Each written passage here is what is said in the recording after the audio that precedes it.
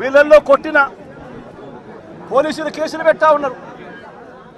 వీళ్ళ దగ్గరికి వచ్చి 20 మంది వీళ్ళని అటాక్ చేస్తే కేసులు పెట్టింది ఎంతమంది మీద? కేవలం 2 మీద మాత్రమే కేసులు పెట్టారు.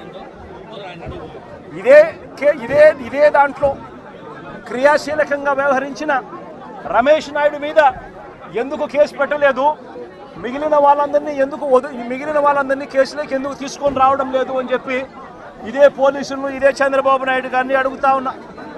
ఇదే గ్రామంలో ఇదే తెలుగుదేశం పార్టీకి సంబంధించిన ఎమ్మెల్యే బంధువులు వీళ్ళంతా.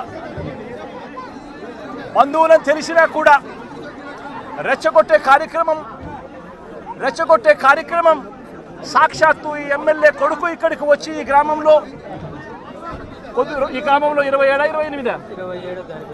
27 తారీఖు ఆయనే వచ్చి రెచ్చగొట్టే కార్యక్రమం చేసిపోయినా కూడా ఆయన మీద కూడా కేసు ఎందుకు పెట్టడం లేదు అని అడుగుతా ఉన్నా. వాళ్ళందరినీ కూడా తప్పించే కార్యక్రమం చేస్తూ ఉన్నారు. తూతూ మంత్రంగా 2 మీద మాత్రమే కేసు పెట్టారు.